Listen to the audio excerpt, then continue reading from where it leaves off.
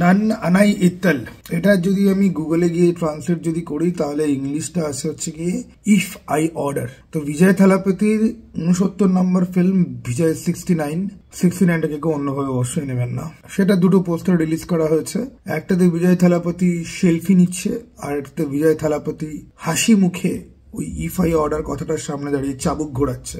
অত হাসি মুখে চাবুক ঘুরিয়ে কার পিঠে মারবে কে জানে। বাট এই সিনেমাটা হচ্ছে কি কাইন্ড অফ বিজয় থালাপতি যে পলিটিক্যাল কেরিয়ার যেটা শুরু হতে যাচ্ছে বা যেটা শুরু হয়ে গেছে অলরেডি, যেটাতে তিনি ওপেনলি একদম বলেই দিয়েছেন যে বিজেপি যেইগুলো জন্য দাঁড়িয়ে আছে তিনি সেগুলোর এগেনস্টে দাঁড়িয়ে আছেন। তো এই সিনেমাটা কিন্তু হাইলি পোলারাইজিং একটা ফিল্ম হয়তো হতে যাচ্ছে এবং যেটার কনটেক্সট কিন্তু পুরোপুরি পলিটিক্যাল হবে। এখন পোস্টার দুটো দেখেই আমার খুব হাসি পেয়েছে। চাবুক ঘোরানোর পোস্টারটা দেখে আমার হাসি পেয়েছে যে অত হাসি হাসি মুখে চাবুক কার পিঠে মারবে, গুন্ডাদের পিঠে মারবে, অপোনেন্টের পিঠে মারবে, না সাধারণ মানুষের পিঠে মারবে। খুবই বোকা বোকা লেগেছে আমার পোস্টারটা। আর একটা সেলফি তোলার যে পোস্টারটা ওটাও আমার বেশ বোকা বোকাই লেগেছে। এখন বিজয় থালাপতির প্রচুর সিনেমা আমার খুবই ভালো লাগে। মাস্টার আমি দুবার দেখতে গেছিলাম, লিও দুবার দেখতে গেছিলাম। আবার তিনি খারাপ সিনেমাও তৈরি করেন যেগুলো দেখার মতো প্রয়োজনীয়তা একদমই পড়ে না। ওই ধি থালাপতি গানটা কোন একটা সিনেমা থেকে যেন বিলং করে, ওই সিনেমাটা তো বসে দেখা মানে আনবিয়ারেবল একটা এক্সপিরিয়েন্স ছিল। তো এই 69 নম্বর ফিল্ম এবং তার লাস্ট সিনেমা গোট লাইফ আমার খুব একটা বেশি ভালো লাগেনি। তো এটা বিজয় থালাপতি বলেছেন যে এটা নাকি দ্য লাস্ট ফিল্ম, কিন্তু লিও 2 আসবে শোনা যাচ্ছে এবং গোট লাইফ যেভাবে শেষ হয়েছে ওটাতেও কিন্তু বুঝতে পারা যায় যে গোট লাইফের সিকুয়েলও কিন্তু ইন দি ফিউচার গিয়ে আসতে পারে। এবার বিজয় থালাপতির মতো মানুষজন যদি রিটায়ারমেন্টে যাচ্ছে বলেও ফেরত যদি আসেন, সেটা পাবলিক খুব ইজিলি ভুলে যাবে, কারণ পাবলিক তাকে দেখতেই চায়। পাবলিক তার ডিপার্চারটা অ্যাকচুয়ালি চায়নি। সেম জিনিস বিক্রান্ত মাসি নিজের কেরিয়ারে কেন অ্যাপ্লাই করতে গেল কে জানে। বাট এনিওয়ে, তো আমার পোস্টার দুটোই বেশ বেকার লেগেছে। ওকে, এবারে আপনাদের কার কি বক্তব্য কমেন্ট বক্স খোলা রয়েছে অবশ্যই জানাতে পারেন। এরপরেই আমরা যে টপিকটা চলে যাব দিল্লি ফাইলস বেঙ্গল চ্যাপ্টারের যে টিজারটা আজকে মুক্তি পেয়েছে সেটা নিয়ে।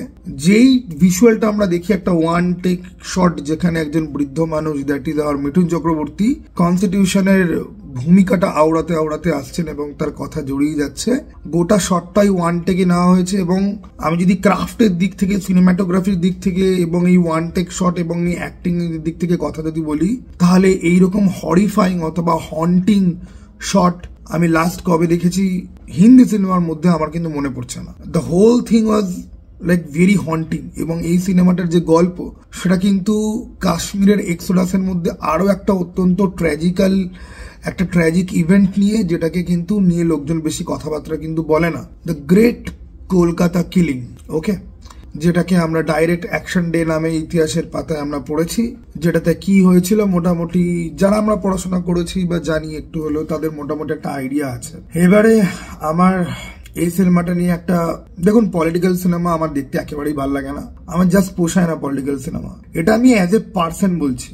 ওকে, আমার খুব বেশি করেই মনে হয় যা ইতিহাস রয়েছে সেই ইতিহাস পড়লে পরেই এনাফ। কিন্তু সিনেমা এমন একটা মিডিয়াম যেটা আরো মানুষের মধ্যে ছড়িয়ে দেওয়ার জন্যই বা মানুষকে রিমাইন্ডার দেওয়ার জন্য যে কি হয়েছিল এবং কি ছিল। তো কাশ্মীর ফাইলস আমার ভাল লেগেছিল এবং ভ্যাকসিন ওয়ারও আমার মোটামুটি লেগেছিল, খুব খারাপ লাগেনি, আবার কাশ্মীর ফাইলের মতো অতটা ভালোও লাগেনি। কিন্তু বিবেক রঞ্জন অগ্নিহোত্রী এমন একজন মানুষ যাকে আমি একেবারেই পছন্দ করি না। তার কেন সে মানে বি গ্রেড ফিল্ম বানাতে সে হঠাৎ করে পলিটিক্যাল দিকে কেন শিফট করেছে, সেটার কারণটা মোটামুটি আমরা যারা সিনেমা ডিরেক্টরদের ব্যাপারে খোঁজ খবর রাখি তারা আমরা খুব ভালো করে জানি। এবং বিবেক রঞ্জন অগ্নিহোত্রী খুবই প্রবলেম্যাটিক কিছু টুইট করেছিলেন একটা সময়, যেগুলো আমার খুব মনে আছে। এবং উনি যথেষ্ট বোল্ড কিছু বক্তব্য রাখেন যেগুলোতে উনি কমপ্লিটলি বিশ্বাস করেন। আপনি এগ্রি করবেন কি করবেন না সেটা সম্পূর্ণভাবে আপনার ব্যাপার। এবার এই বক্তব্যের সাথে কিছু কিছু বক্তব্যে আমি এগ্রি করি, বাট অনেক বক্তব্যে আমি এগ্রি করি না। ওকে, কিন্তু ব্যাপারটা হচ্ছে কি যে তার সিনেমার মধ্যে কিন্তু একটা ব্যাপার থাকে, তার সিনেমার মধ্যে বায়াসনেস থাকলে পরেও রিয়ালিটি অনেকটা তুলে আনা হয় এবং তার সিনেমা এলে পরে আমাদের এখানে কনভারসেশনটা অনেকটা চেঞ্জ হয়ে যায়। মানুষজন হাইপার পলিটিক্যাল হয়ে যায়, কিছু কিছু মানুষ প্রপাগান্ডা ফিল্ম দেখানোর জন্য চলে আসে এবং অনলাইনে বেশ কেজরা হয়। মুদ্রা কথা, ওর সিনেমা এলে পরেই সেটা অনেকের গায়ে লাগে এবং সেটা অনেকে সেলিব্রেট করতে আরম্ভ করে। আমরা তো মোটামুটি এই বছর প্রতীক বরাদের কেরিয়ার ভাই মোটামুটি এই আপকামিং 3-4 মাস যতদিন বেঙ্গল ফাইলস না বেরোচ্ছে এবং বেরোনোর পরের 1-2 মাসের জন্য প্রতীক বরাদের কেরিয়ার কিন্তু সেট। শারদ মিউজিক ভেঞ্চার যতগুলো ভিডিও সাকিব খানকে নিয়ে বানায় তার থেকে বেশি ভিডিও কিন্তু ও বানাবে, ওকে, এই ফিল্মটাকে নিয়ে। এই ফিল্মকে নিয়ে যদি ফেসবুকে কেউ একটা সেন্টেন্সও লেখে এবং সে যদি সামহাউ এরকম কোনো ক্রিটিক যদি হয় যাকে ও চেনে জানে, তাকে ও ঠুকবে। টিআরপি কে তো ঠুকে একদম পুরো ছাড়খাড় করে দেবে। এবং লিবারেল বা লেফট আইডিওলজি থেকে যারা রয়েছে তারা কিন্তু মোটামুটি এখন 3-4-6 মাস কিন্তু প্রতীক বরাদের থেকে কিন্তু সাবধান। প্রতীক বরাদে এখন নিঃশ্বাস নেবে একটা করে আর গালাগাল দেবে, ওকে। তো বেশ ভালো রকম একটা তামাশা কিন্তু হতে যাচ্ছে। এবং ইন্টারেস্টিংলি প্রতীক বরাদে মাঝে মাঝে সাউথের অডিয়েন্সের সাপোর্ট পাওয়ার জন্য, কারণ ওখানে একটা গ্রোয়িং হিন্দুত্বের একটা আছে ব্যাপার, সেটার জন্য সে খুব ভালো করে ক্যাটার করে। এবং দেখো আমার অ্যানিমেল সিনেমাটা ভালো লেগেছিল, ওকে, এবং পুষ্পা আমার একদম ভালো লাগেনি। কিন্তু প্রতীক অ্যানিমেল আর পুষ্পাকে নিয়ে যেই লেভেলে বিজনেস করেছে, ওই লেভেলে বিজনেস তো ভাই আমাদের মুখ্যমন্ত্রী প্রধানমন্ত্রীও কোনোদিন করেনি, যে পাবলিক সেন্টিমেন্ট নিয়ে পুরোপুরি বিজনেস। বাট প্রতীক সেটা করেছে সাকসেসফুলি। এবং কাইন্ড অফ প্রতীকের মুখ থেকে অ্যানিমেলের ব্যাপারে এত ভালো কথা শোনার পর থেকে না আমার অ্যানিমেলের ওপর কাইন্ড অফ একটা বিতৃষ্ণা চলে এসছে। এবং পুষ্পা 2 তো ছেড়েই দাও। নাও প্রতীকের কেরিয়ার তো মোটামুটি সেট হয়ে গেল, বাট আমরা যারা অ্যাটলিস্ট অনেস্ট ভাবে কাজটা করার চেষ্টা করি, আমাদের তো এভাবে তো চলবে না। আমাদের তো সমস্ত জিনিসপত্র নিয়ে কথাবার্তা বলতে হবে। আর না তো কি আমাদের চ্যানেলগুলো কোনো এজেন্ডাকে একদম পুশ করছে, ওকে। যথেষ্ট নিউট্রাল ভাবে কথা বলার বা সবকিছু পেশ করার এখানে চেষ্টা করা হয়। পার্সোনাল ওপিনিয়ন কিছু কিছু তো চলে আসবেই, যেটা এই নিউট্রাল ভাবে পেশ করারটাকে ওভার পাওয়ার করে দিয়ে বেরিয়ে যায় কোনো কোনো জায়গাতে। কিন্তু ব্যাপারটা হলো গিয়ে যে এটাই যে স্যাডলি এমন একটা ট্র্যাজেডি ইনসিডেন্ট যেটা নিয়ে খুব বেশি ডিসকাশন হয় না। ইভেন কি কাশ্মীরের জেনোসাইডটাকে অনেক লোকে আছে যারা মানতে চায় না যে এরকম কিছু আদৌ হয়েছে। তাদের জন্য এই সিনেমাগুলো কেউ খুব র্যাশনালি নিউট্রালিও যদি বানাতো, যদিও ঘটনাগুলো একেবারেই নিউট্রাল অথবা র্যাশনাল নয়, এই ধরনের সিনেমা নিয়ে এই ধরনের সিনেমা বানানোর জন্য রিসার্চ ওয়ার্ক করতে গেলে পরে যেগুলো পড়তে হবে, যেগুলো জানতে হবে, সেগুলো বুক কাঁপিয়ে দেওয়ার মতো।